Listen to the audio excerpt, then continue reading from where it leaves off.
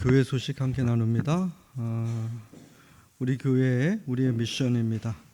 우리 한번 같이 고백하겠습니다. 우리는 이곳에서 연결되어 그리스도의 몸이 될 것입니다. 아멘. 오늘은 성령 강림 후 세 번째 주일입니다. 여러분 모두가 성령의 충만함과 성령의 인도하심을 통해서 하나님의 말씀 아름답게 이루어가시는 이 절기가 되기를 소망해 봅니다. 수요 예배 여러분들이 기억해 주시고 주중 예배 있습니다. 여러분들 주중 예배를 통해서도 일주일 동안 우리들의 믿음과 신앙이 흐트러지지 않도록 여러분 잘 다져갈 수 있는 시편 말씀 산책으로 진행됩니다. 수요 예배를 통해서도 우리가 하나님의 은혜를 누리기를 소망해 봅니다. 다음 주는 소그룹 연합 모임을 갖고자 합니다. 그래서 두 개의 소그룹 같이 모여서 1부는 세미나, 또 2부 시간은 나눔의 시간, 토론의 시간 이렇게 가져보고자 합니다. 주일 오후 예배 끝나고 바로 3층으로 모여서 12시 30분부터 진행됩니다. 그래서 이날 식사는 우리 간단하게 우리가 빵류, 샌드위치 정도 이렇게 먹으면서 연합 모임을 좀 가져보고자 합니다.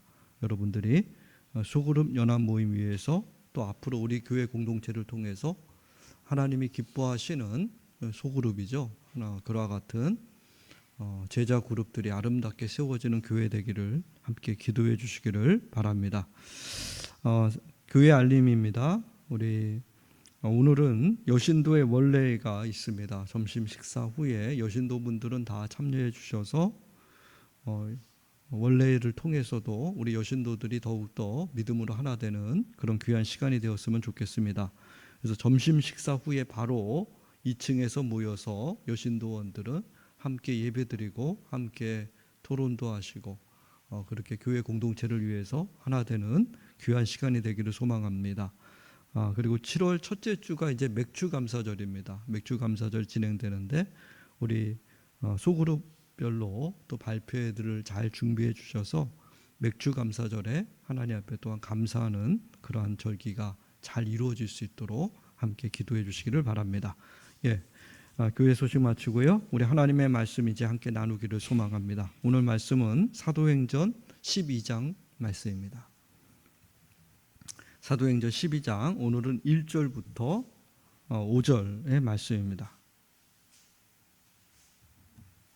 1절부터 12장 1절부터 5절까지 우리 같이 말씀 봉독합니다. 그때 헤롯 왕이 손을 들어 교회 중에서 몇 사람을 해하려 하여 요한의 형제 야고보를 칼로 죽이니 유대인들이 이 일을 기뻐하는 것을 보고 베드로도 잡으려 할세. 때는 무교절 기간이라. 잡음에 옥에 가두어 군인 넷씩인 네페에게 맡겨 지키고 6월절 후에 백성 앞에 끌어내고자 하더라. 이에 베드로는 옥에 갇혔고 교회는 그를 위하여 간절히 하나님께 기도하더라. 아멘.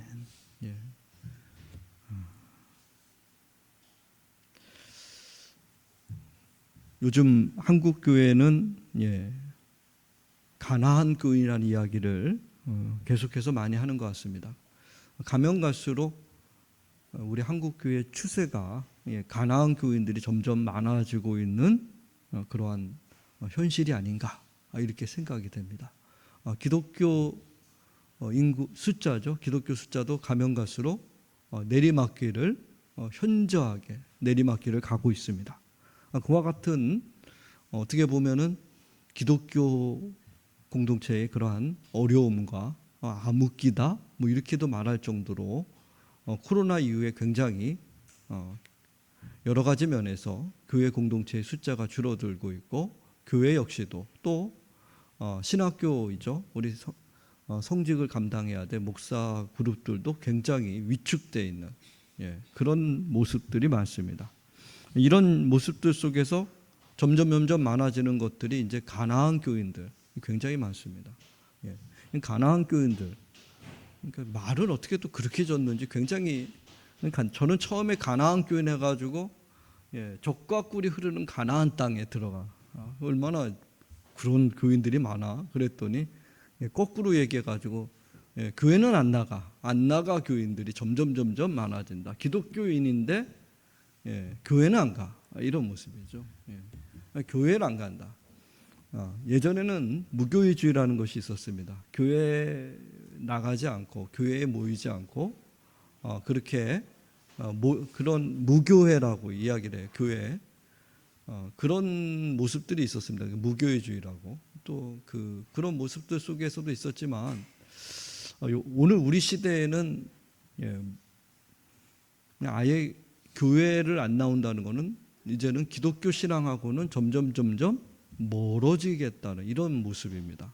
아예 제가 보기에는 교회를 안 나온다는 거, 결국은 안 나가 교인들, 가나안 교인들은 결국은 교회로부터 멀어지는 거죠. 그러니까 이 퍼센트 안엔 들어가겠죠. 나는 기독교인입니다. 이렇게 얘기는 하겠죠. 그러니까 얼마나 많은 기독교 인구 가운데, 한국 교회 가운데 허수가 많을까 이렇게도 생각이 됩니다.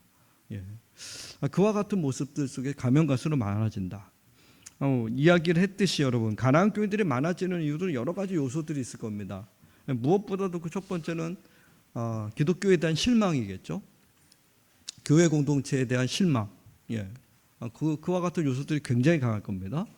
그래서 교회의 그러한 독선적인 모습들, 또 목회 성직자들의 그러한 부패된 모습들, 그런 모습들이 매스컴마다 계속해서 등장하지 않습니까? 그렇기 때문에 굉장히 많이 교회 공동체에 대한 실망. 교회는 가도 좋은 곳이. 교회는 가야 된다. 이런 모습들은 사라진 지 오래라는 거죠. 그러니까 교회 공동체에 대한 실망. 신뢰도가 굉장히 떨어져 있습니다. 기독교, 우리 3대 종교 얘기하면 기독교, 천주교, 불교 이렇게 얘기할 수 있지 않습니까? 6대 종교, 5대 종단 이렇게 얘기도 하지만 이 세 가지 가운데 가장 신뢰도가 떨어지는 곳이 기독교입니다. 불교, 천주교보다도 데이터의 상을 이렇게 여론조사해 보면 교회 공동체가 가장 그 신뢰도들이 많이 떨어지고 있는 그런 것이 오늘 우리의 현실이에요. 또 한 가지 문제는 뭐냐면은 지금 굉장히 이 세상이 빠르게 변화됩니다. 너무나도 빠르지 않습니까?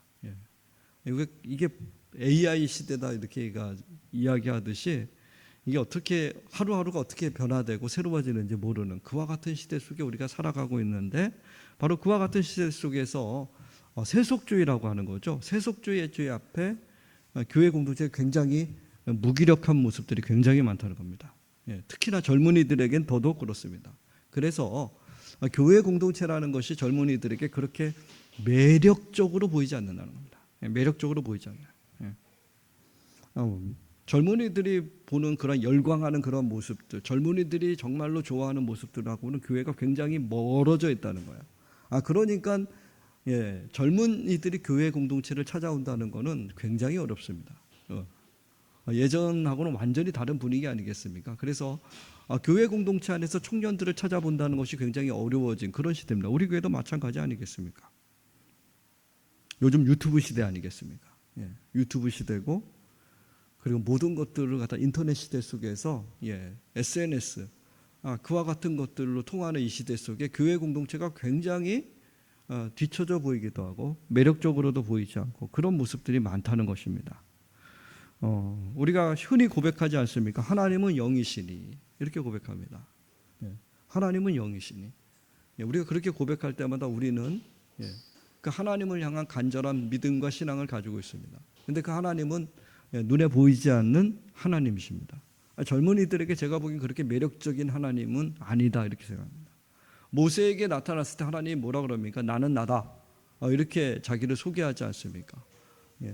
야훼라고 하는 그 하나님이 오늘 이 시대 젊은이들에게 그렇게 매력적일까? 그렇게 안 보인다는 거죠.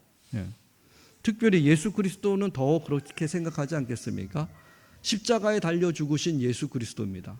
젊은이들의 모습들에 보기엔 예수 그리스도 그렇게 허무하고 비참하게 죽은 예수 그리스도 그 모습 아니겠습니까? 좁은 길 가라는 분, 섬기는 자가 되라는 분. 그렇게 젊은이들의 요즘 이 시대에 이 치열한 경쟁 시대 속에서 가장 높은 자리로 올라가야 그렇게 못할 수밖에 없는 금수저, 흙수저 뭐 이런 시대 속에서 예수 그리스도의 그러한 삶, 예수 그리스도의 죽음, 예수 그리스도의 부활, 그게 매력적이지 않다는 겁니다.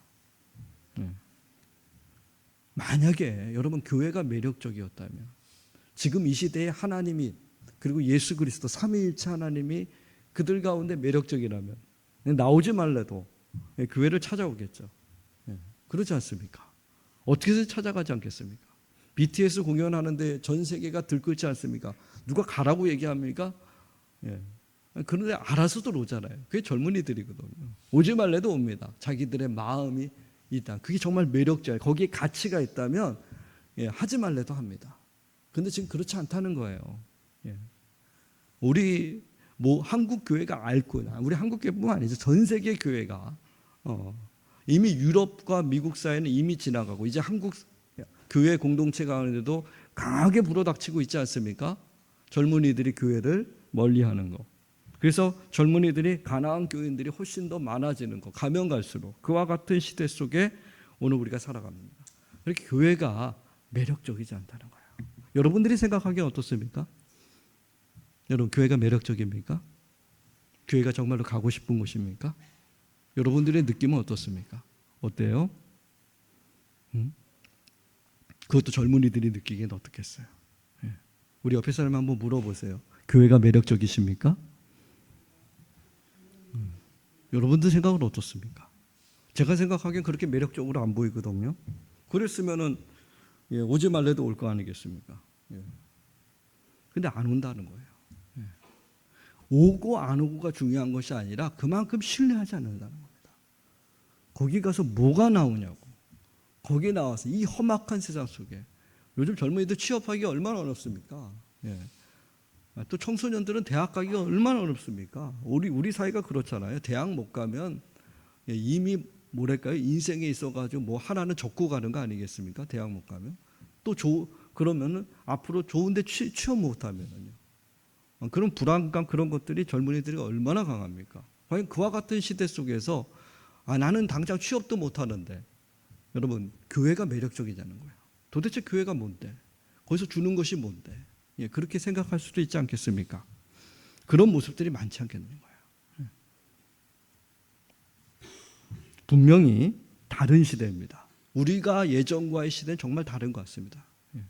그런데 여러분 오늘 본문의 말씀을 우리가 유심히 이렇게 살펴보면은 교회 공동체라는 거죠. 그렇다면 초대교회는 세상 속에서 어떤 영향력을 미쳤을까? 이런 모습입니다. 초대교회는 그렇다면 과연 세상 속에서 매력적이었을까? 여러분 어떻게 생각합니까? 처음 교회는요. 근데 오늘 말씀에서 보니까 그렇게 처음 교회도 대단한 능력 있는 뭔가 영향력 있는 이 사회 속에서 이 사회를 끌고 갈 수 있는 그런 모습 별로 없었구나. 그게 오늘 본문 말씀에 드러나고 있다는 겁니다. 여러분 그 당시에 기독교는 유대 사회에서 처음 이제 시작하는 거 아닙니까? 예루살렘에서 처음 시작하지 않습니까? 근데 그 당시에 눈으로 봤을 때 제가 오늘 본문의 말씀에서 나오는데요. 유대교 안에서 여러분 기독교는 어떻게 보면은 유대교의 작은 하나의 분파 정도, 거기서 이렇게 삐집고 나온 작은 분파 정도, 그 정도로 생각하지 않았을까요?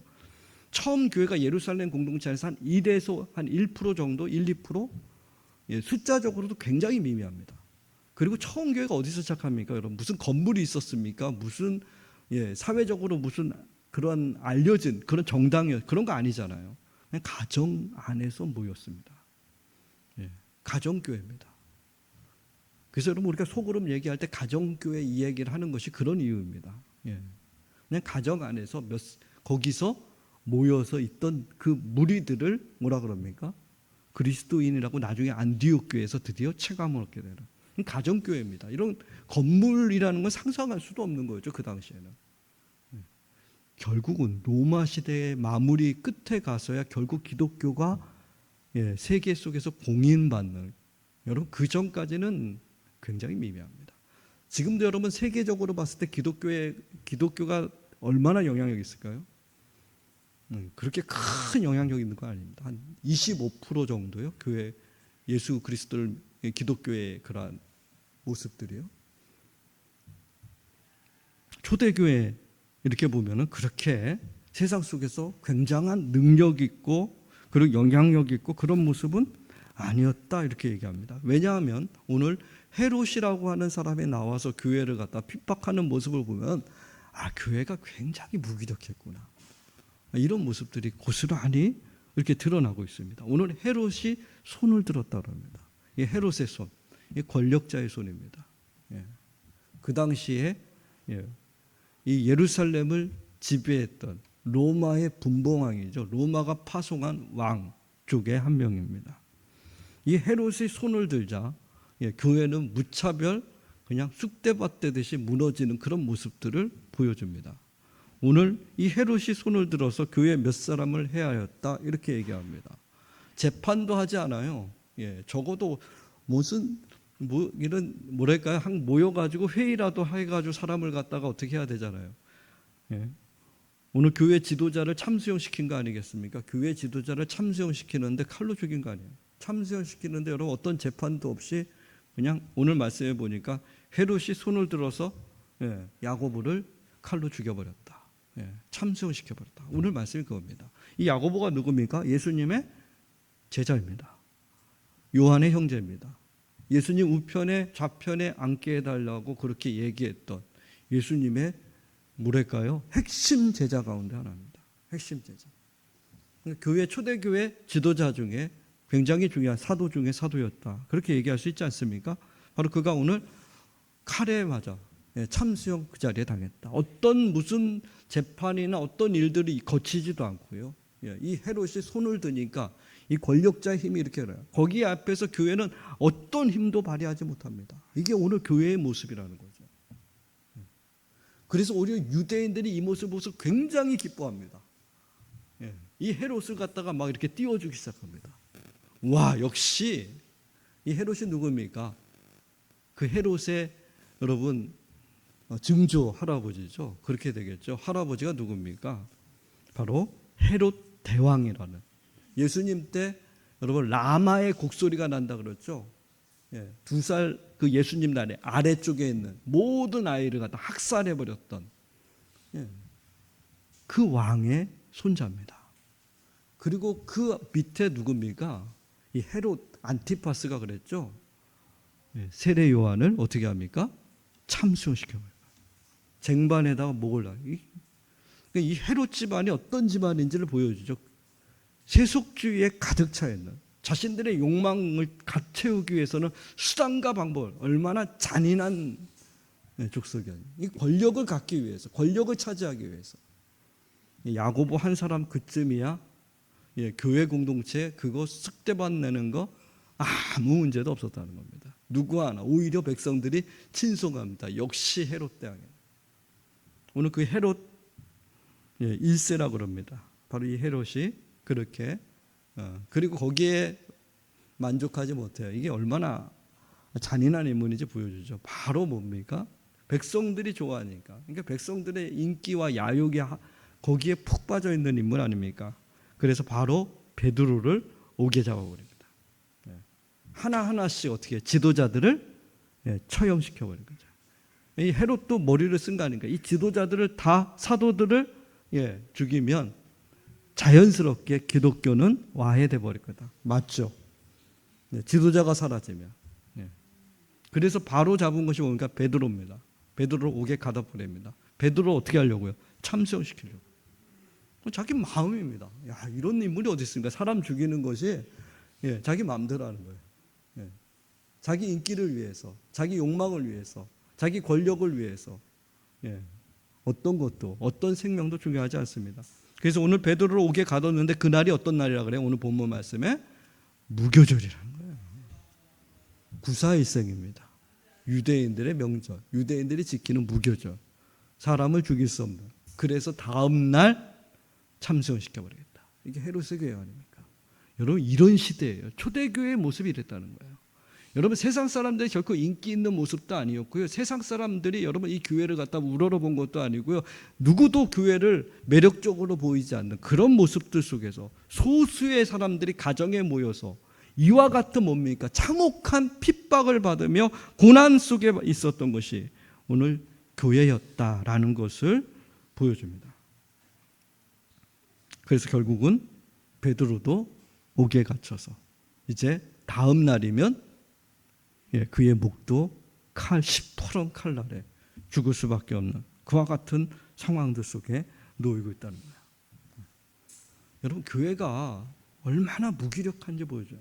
그때 여러분, 교회가 어떻게 합니까? 들고 일어나야 되지 않겠습니까? 여러분, 제가 만약에 저희 파출소에 붙들려 가면 여러분들 어떻게 하시겠습니까? 가만히 있을까요? 한 분 어떻게 하시겠어요? 제가 감옥에 만약에 파출소에 붙들려 갔다 그러면 여러분들이 우통 벗고 와가지고 머리띠 부르고서 목사님 이렇게 안 하시겠어요? 좀 그렇게라도 해야 될 거 아닙니까? 안 하실 것 같아. 우리 권인의 것은 제가 믿습니다. 근데 오늘 처음 교회는 그럼 뭐 하고 있습니까? 교회가 뭐 하고 있다 그래요? 교회는 그를 위해서 기도했다 이렇게 얘기합니다. 여러분, 사람들이 봤을 때 뭐라 그러니까 기도했다. 굉장히 이게 매력적으로 들리지 않는 말입니다. 세상 사람들이 보기에는 저와 같은 소리 뭐 하는 거야? 쟤네들 뭐 기도만 해? 이렇게 보지 않았을까요?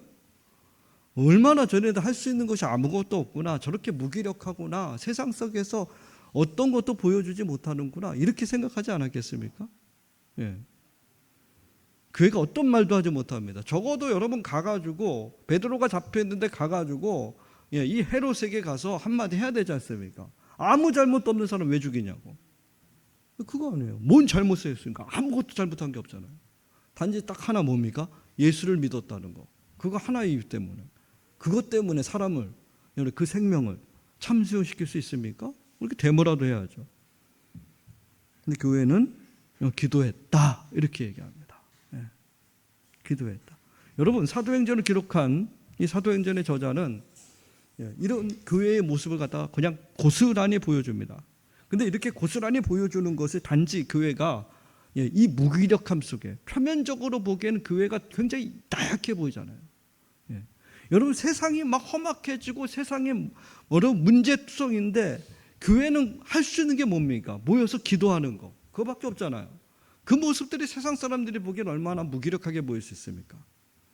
근데 오늘 사도행전의 저자는 바로 이 기도하는 사람들, 표면적으로 보기에는 헤롯 앞에서 너무나도 초라해 보기 무력하지만 여러분, 바로 그와 같이 기도하는 이 그리스도인들을 통해서 하나님은 하나님의 위대한 역사를 이루신다는 것을 보여줍니다. 표면적으로는 보잘것없이 보이지만 세속적으로 보기에는 정말로 유약하게 보여요. 이렇게 약하게 보여요. 하지만 그것이 유약한 것이 아니고 약한 것이 아니고 세상을 다시 새롭게 할 수 있는 하나님의 능력이 된다는 것을 오늘 이 사도행전은 보여주고 싶은 겁니다. 그걸 드러내고 싶은 거예요. 기도하는 사람이 세상에 보기에는 약해 보입니다. 기도한다고 뭐가 달라져? 여러분, 기도한다고 뭐가 떡 하나 더 나와? 기도한다고 여러분 우리들이 부자가 돼? 기도한다고 뭐가 성공해? 교회 다닌다고 뭐가 달라져? 그렇게 세상은 얘기하지 않습니까? 그런 여러분, 그렇기 때문에 교회 안 나오는 거 아니겠습니까? 뭐가 있어 거기에? 여러분, 그것이 오늘 우리들의 모습들 아닙니까? 여러분들이 그렇게 불철주야 하나님 앞에 나와서 기도하고 교회에 와서 예배드리고 하나님 앞에 자신의 모든 것을 다 헌신하고 봉사도 하고 이렇게 하는데 사람들은 뭐라 합니까? 그렇게 해서 뭐해? 그게 뭔데?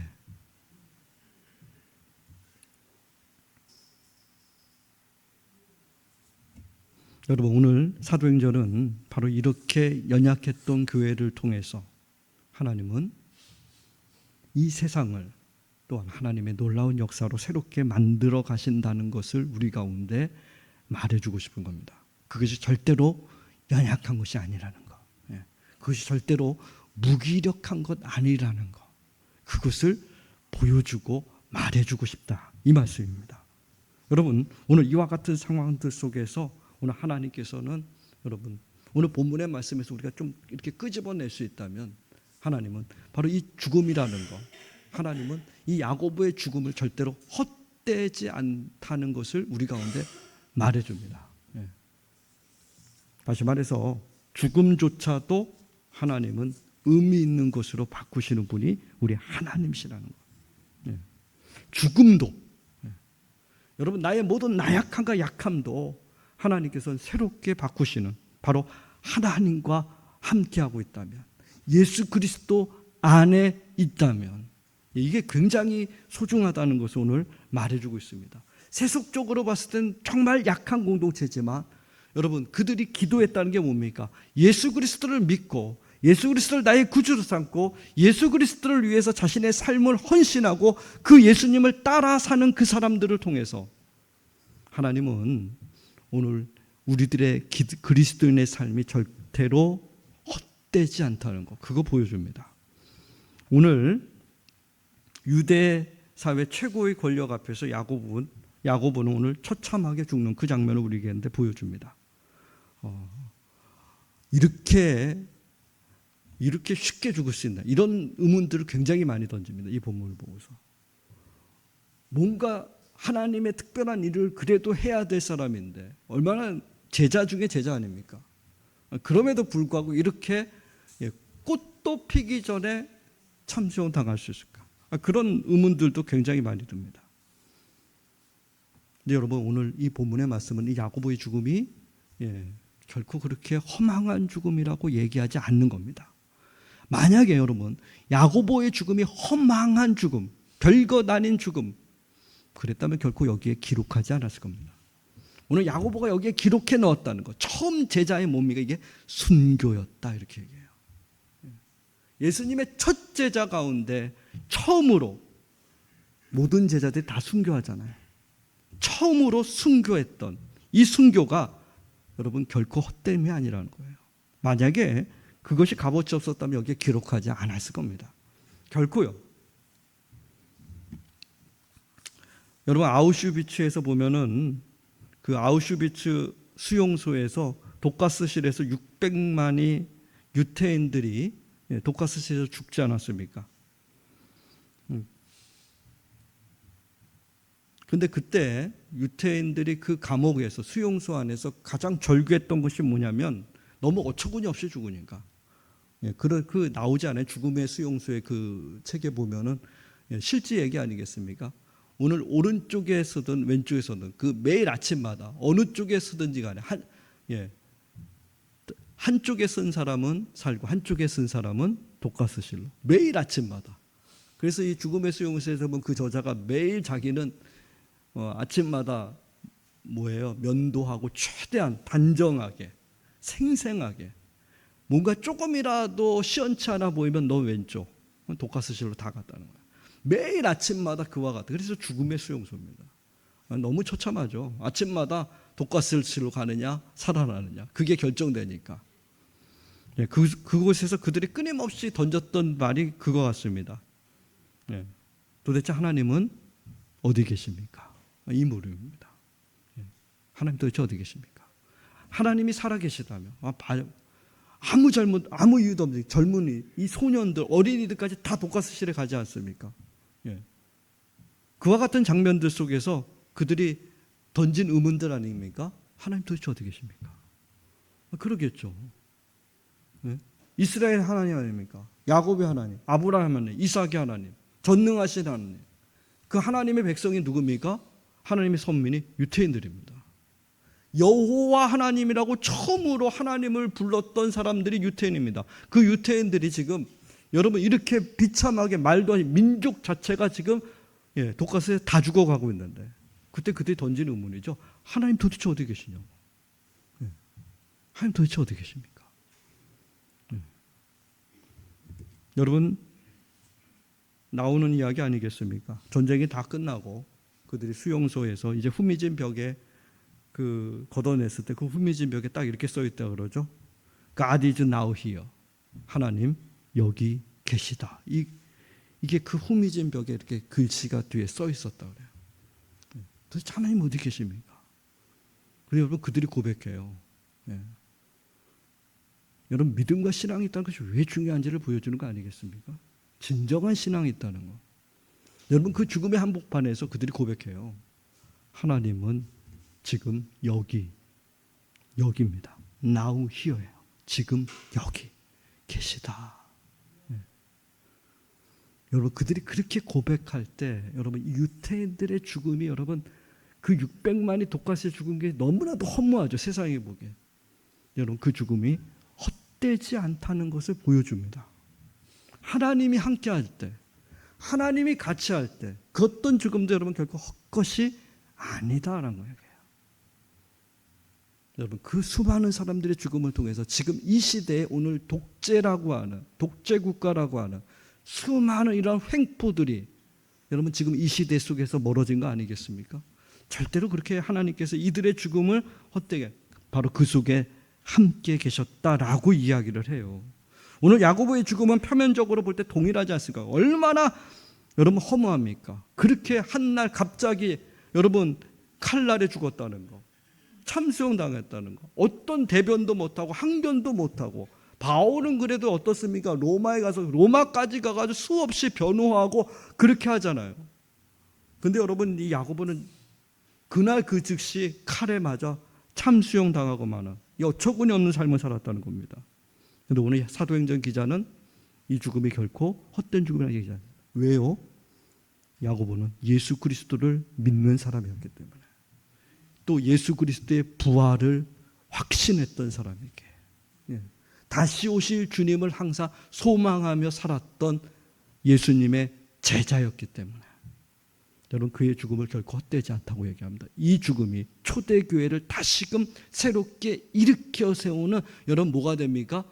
그 밑바닥에 발동을 일으킬 수 있는 새로운 역사의 시발점이라고 이야기하고 있어요. 여러분 본문 뒤에 보면 분명히 나와요. 바로 이 죽음이 하나님의 말씀을 초대교회가 흥황하게 하는 기폭제가 됐다라고 이야기합니다. 당장 보기에는 아무것도 아닌 죽음, 당장 보기에는 허무한 죽음처럼 보이지만 여러분 그렇지 않았다는 겁니다. 여러분 예수님의 죽음도 마찬가지 아니겠습니까? 세상 사람들이 봤을 때 예수님의 죽음을 보고서 뭐라 그럽니까? 모두 다 조소하고 욕하고 예수님을 조롱하지 않았습니까? 제자들조차도 배신하고 떠나지 않았습니까? 예수님의 죽음도 세상 속에서 세상의 눈으로 본다면은 여러분 표면적으로 본다면은 그거 무기력한 죽음입니다. 그래서 제자들도 다 떠나가지 않았습니까? 근데 여러분 우리는 잘 알고 있지 않습니까? 그 예수님의 죽음이 결코 헛된 죽음이 아니라는 거 알잖아요. 그 죽음이 온 인류를 구원한 진정한 하나님 나라를 의를 이루는 죽음이었다는 것, 대속의 죽음이었다는 것을 말해주고 있지 않습니까? 오늘 세상 사람들이 우리 가운데 그렇게 얘기할 수 있습니다. 그리스도인이 뭐 대단하냐고, 교회 다닌다고 뭐가 되냐고 그렇게 얘기할 줄 모릅니다. 근데 오늘 본문은 분명히 얘기합니다. 죽음도 그리스도 안에 있는 죽음은 가장 큰 의미로 하나님께서 만드시고 회복해 가신다는 것을 분명히 말합니다. 오늘 여러분들이 나와서 하나님 앞에 나오는 여러분들의 모든 헌신들, 세상 사람이 보기에는 참으로 어리석어 보이고 어처구니 없게 보이기 모르지만 여러분 하나님께서는 여러분들의 그 기도의 손을 통해서 하나님의 위대한 역사를 이루신다는 거예요. 내가 예수를 믿고 예수 그리스도를 따라 사는 기도하는 손을 가진 하나님의 백성들이라면 하나님은 그 손을 통해서 세상을 새롭게 바꾸신다는 거예요. 우리 한 가지만 더 살펴보면은요, 오늘 여러분 교회 공동체의 손은, 교회 공동체의 기도의 손은 가장 아름다운 결론을 우리 가운데 허락한다는 것을 또한 이야기합니다. 여러분 오늘 헤롯의 손을 보면은 대단합니다. 야고보를 칼로 죽여버립니다. 그리고 베드로를 옥에 가둡니다. 옥에 가둬서 어떻게 합니까? 이분이 굉장히 영악한 것 같아요. 베드로가 혹이라도 어떤 사건으로 도망칠까 봐 그에게 4명의 군인을 갖다 붙여버립니다. 그래서 그가 잠자는 그 순간까지 2명을 양쪽에 쇠사슬로 묶고서 양쪽의 군인을 지키게 합니다. 그리고 그 옥문 밖에서 2사람의 파수꾼이 또 지키게 합니다. 그리고 1초소, 2초소까지 만들어 놓습니다.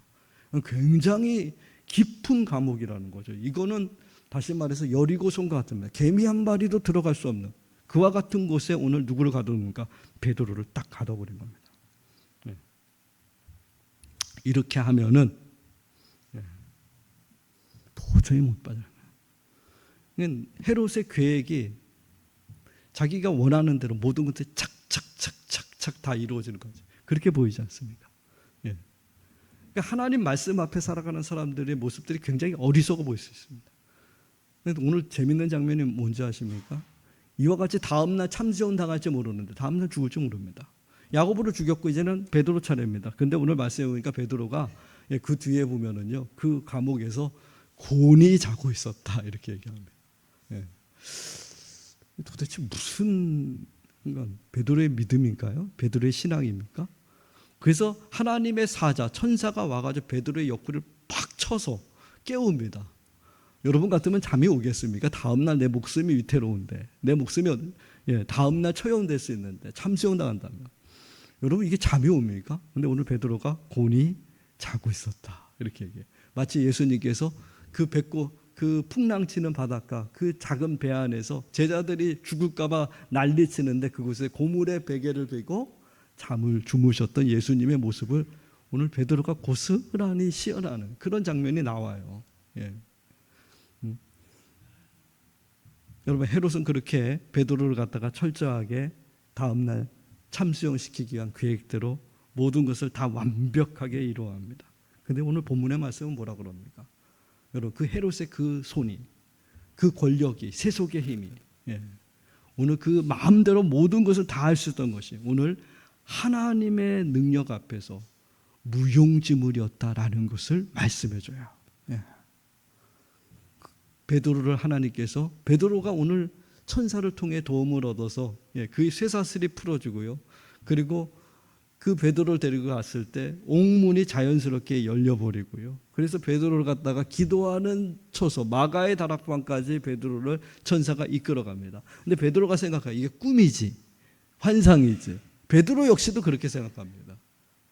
근데 하나님께서 그렇게 역사하셨다고 이야기합니다. 도무지 우리로서는 상상할 수 없는 일들이 오늘 말씀 속에서 벌어집니다. 다시 말해서 헤롯의 손을 보고서 하나님께서 역사하신 겁니다.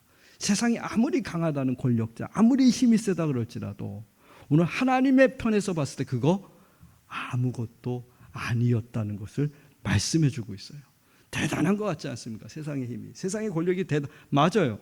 근데 오늘 하나님의 역사 앞에서 그거 아무것도 아니라고 그래요. 그래서 하나님께서 그 옥문을 다 열어버리고 그리고 하나님께서 베드로를 다시 온전한 자리로, 기도의 자리로 가게 했다고 오늘 말씀 속에서 이렇게 합니다. 여러분, 수많은 우리들이 생각하는 이러한 계획들, 우리들이 생각하는 이야기들, 이렇게 하면은 우리가 우리가 하는 모든 생각들 다 이렇게 하면 되겠지. 우리가 그렇게 생각할 수 있습니다. 그런데 오늘 여러분 하나님께서는 이 모든 불합리한 상황들, 이 열악한 상황들, 도저히 해결할 수 없는 이 문제들, 이 모든 것들을 통해서 하나님은 하나님의 더 큰 역사들을 분명히 이루시는 하나님이시라는 것을 말씀해 줘요. 비록 여러분 헤롯의 손이 처음 보기에는 대단해 보이지 않습니까? 다 이룰 것 같지 않습니까? 근데 그렇지 않다고 얘기해요. 하나님이 이 모든 역사의 주관자 되신다는 것을 말씀해 줍니다. 다시 말해서 하나님께서 그 마지막의 모든 것은 하나님이 아름답게 이루실 것이라는 믿음과 확신입니다. 오늘 말씀을 통해서 우리 가운데 분명히 보여줍니다. 오늘 그리스도인들이 세상 속에서 약해 보이고 연약하게 보일지 모르겠지만 오늘 믿음과 신앙을 가지고 살아가는, 예수 그리스도만을 바라보는 그 믿음 가운데 살아가는 그 사람, 오늘 하나님께서 어떻게 합니까? 옥문에서 끄집어내듯이 하나님께서 그의 인생을 반드시 더 좋은 길로, 새로운 길로 반드시 이끌어 가신다는 것을 우리 가운데 말씀해 주셔요. 그게 하나님의 섭리입니다. 하나님의 인도하심입니다. 아폴로 13호 그 기장의 이야기가 있습니다. 달나라에 달에 가기 전에 녹화를 했다 그래요. 그 녹화에서 그가 이런 고백을 합니다. 그가 베트남전에서 혁혁한 공을 세웠나 봅니다. 근데 베트남 갔을 때 그 비행기를 몰고 가는데 거기 베트남에서 쏜 그런 미사일이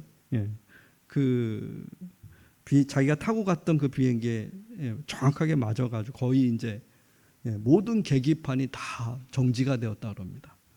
연료는 다 떨어져 가고 다시 항공모함으로 다시 되돌아와야 되는데 이제는 다 죽었구나 이런 생각을 할 수밖에 없었다. 그런데 그때 놀라운 일이 벌어졌다고 합니다. 연료는 다 떨어져 가고 계기판은 정지되었고 이게 어떻게 운전할 수도 없는 그 비행기를 타고 이제 죽었고 이런 생각하는데 갑자기 바다 위에 녹색 고속도로가 쫙 보이더래요. 예.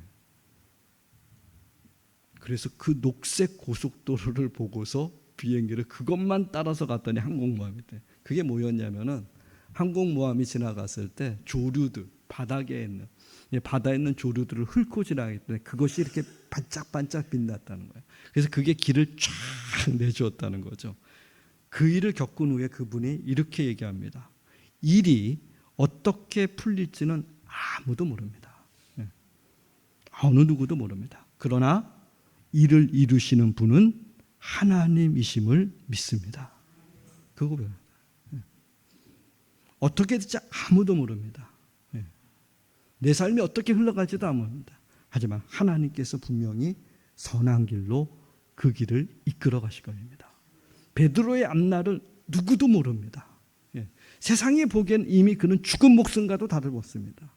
그런데 하나님께서는 하나님의 선한 역사를 통해 하나님은 더 귀한 길로 그를 이끌어 가시는 하나님, 더 좋은 길로 이끌어 가시는 하나님이시라는 것을 우리 가운데 분명히 말씀합니다.